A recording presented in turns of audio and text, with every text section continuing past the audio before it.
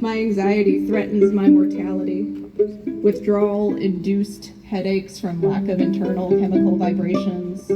Withdrawal-induced spit builds under my tongue from lack of dry mouth. Withdrawal-induced tears over an article about police officers who got fired for killing porcupines instead of for killing black people. I read Wanda's work. Wrapped in my partner's plaid blanket, I realize that God waited for the right time for sustenance. Sonnets that decolonize my mind about form. Idioms that hold me like my grandmother's arms in an embrace. Room to cast curses to mitigate apocalyptic harm. It's too cold outside. And amidst all the upheaval God allowed, amidst the wait for new medication, amidst the need to take a break from the news cycle, God gave space for soup.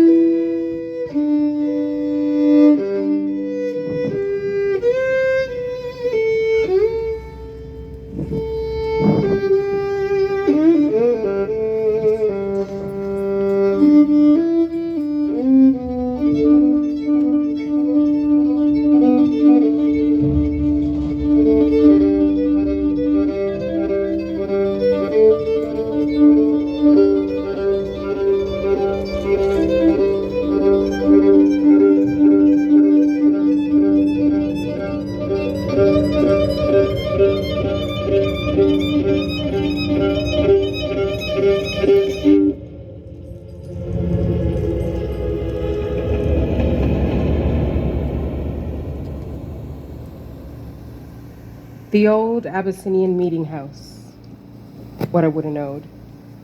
The temple hidden on the light-housed coast. We are their ghosts, and our children have brought you our echoes.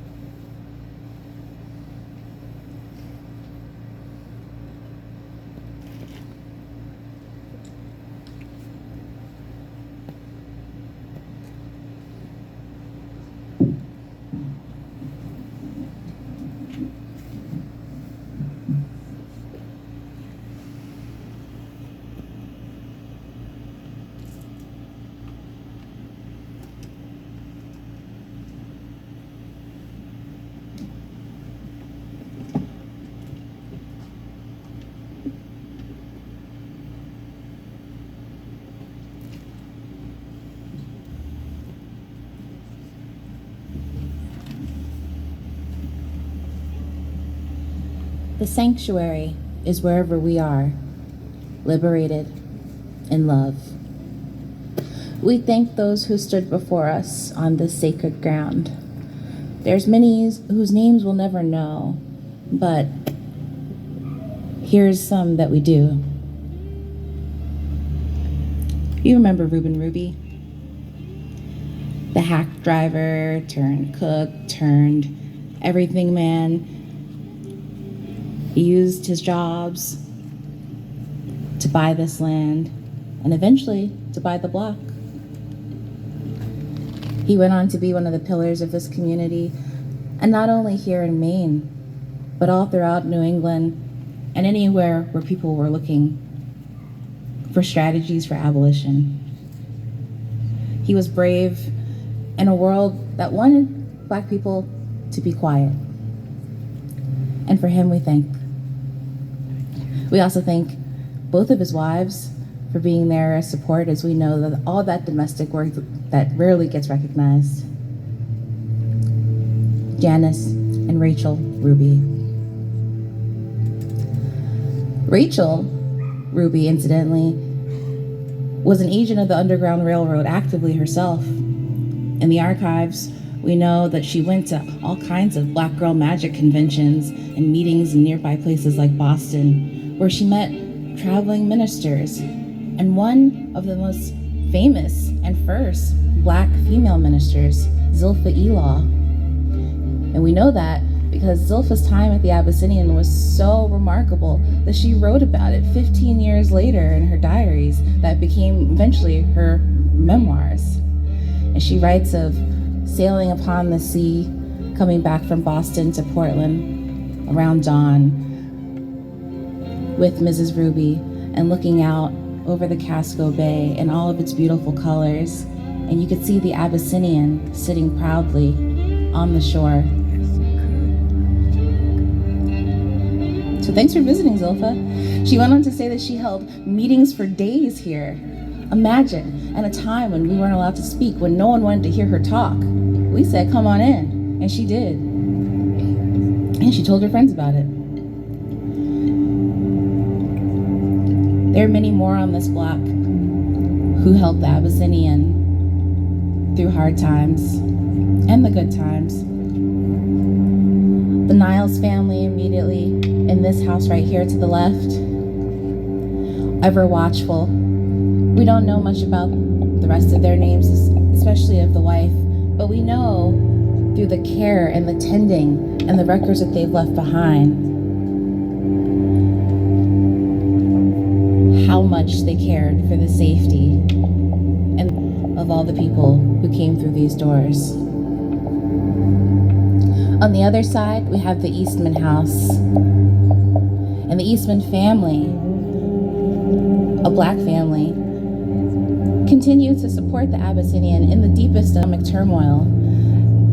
There are times in the records where the collection plate of the entire church, which mind you is the entire Black community at the time, only had $1.65. But they didn't let it stop them. And where they couldn't seek funds, the community served. Even other churches provided so that the ministers here could provide safe space and safe passage. Everyone who was in this community and somehow was an agent of change. For instance, Margaret and Blackstone Driver, a married couple who were formerly enslaved in North Carolina, who emancipated themselves and helped others because they knew what that struggle was like.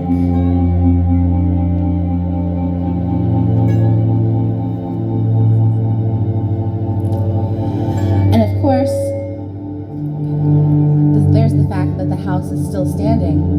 In 1866, on 1866's Independence Day, a spark ignited the city in what became the Great Conflagration. And this house would have burned to the ground if it wasn't for the son of Reuben Ruby, William Wilberforce Ruby, who sounded the alarm on what became a 17-hour fire. That when it hit that sugar factory, that dust exploded. And in its wake, as it blew up Munjoy Hill, destroying the houses and families of the Black community, they were still with a home, this house. And now we add ourselves to the memory of this space.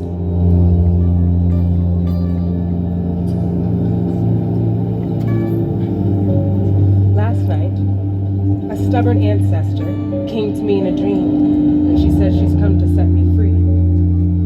At first, I couldn't place which bloodline she descended from.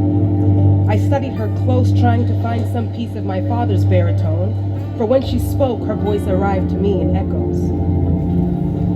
Then, quickly like a strike of lightning, she began to move her feet, and I recognized that stride. She resides on the ancestral lines of my maternity. The way she moved her hips so unapologetically, the dazzling grin that beamed in sinister rebellion, and, for me, in solitude.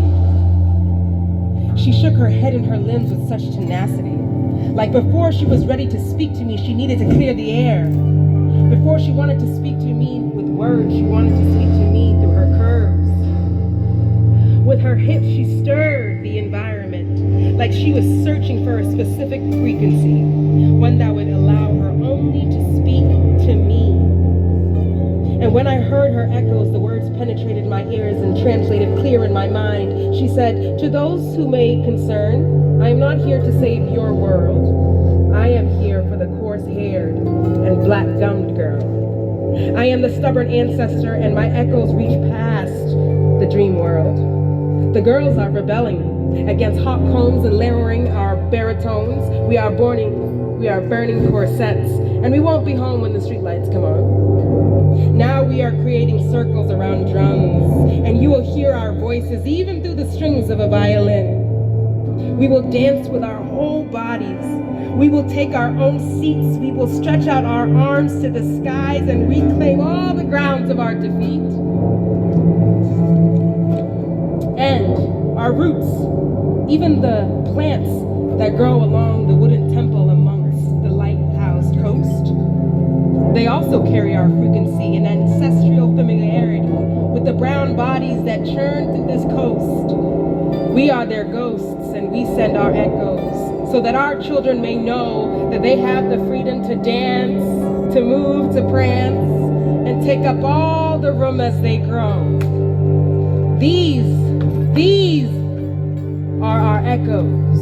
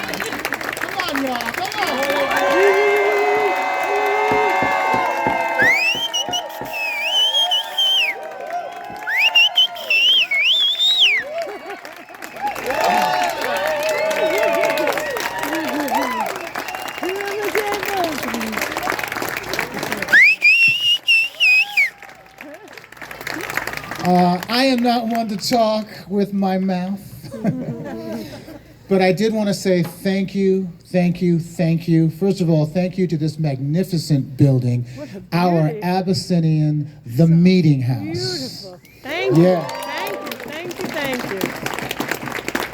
To Deb and Pam and Miss Mackenzie. Where is she? She's right there. From the original family. That's mine. ancestor, elder, wisdom, the past, the present, the future. Portland, love. Please give a hand to Miss Mackenzie. Bow to you, my dear. Love you. Love you. Sam on guitar, give him your love. Genius, electronic turntables and spoken word. CC, historian, spoken word. Yes, everybody. Archivist, Maya, spoken word. Viva, dance, movement.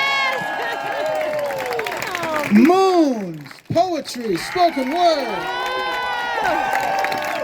Brian, what could this man not do? Dance, choreography, co-direction, spoken word, singing. Lord, quadruple threat, quintuple threat, and I'm DBR. But I did want to thank Amy Petrin from Portland Ovations, and Caitlin and Emily, Eric and Emily right over there, Nice. working it. Caitlin, where's your hand, Caitlin? Where are you, Caitlin? Caitlin right over there, working it. Liz, somewhere out here, working it. Liz, right over there, working it.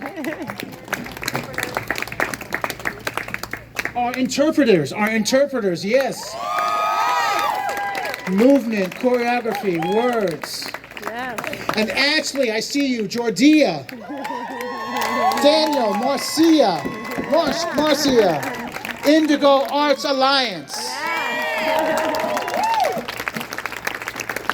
You don't have to leave. In fact, I think all the performers, we're all going to just mingle a bit as they do what they do. We have young musicians. Ashley, remind me, who are the young musicians? Say again? One beat, you're all. They're going to take out their instruments. Yes, I'm going to make you. And they're going to jam right here on the streets. Give it up to One Beat. Post-show love. I'm going to join you.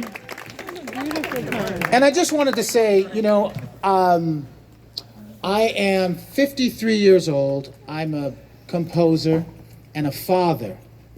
And as someone once said to me, artists, when politicians and pundits fail us, artists have always led the way. Yes. Right? Yes. Artists have always led the way. And I'd like to add to that, artists and our audiences have always led the way. You dig? True. I know it feels real divisive out there. I know the world out there is something else, right? But this is the world as I would love it to be. You dig? You. Yes. This is the world as we make it, right? And there's community here. Yes. And there's communion here. And there's something that my father would talk about. My father would say, everything living bends towards the light. You dig? Everything living bends towards the light. So thank you for being here. Let's mingle. Let's stay in this moment. But I really wanted to thank you. I know it's cold, but it's a beautiful day. It's a beautiful night. Yes, we've got the young people. We've got this beautiful dog over here who is with us, who I love, right? That's right, Combo. And thank you. May the universe continue to bless you. Have a good night. Thank you for the blessings you laid on us. Thank you.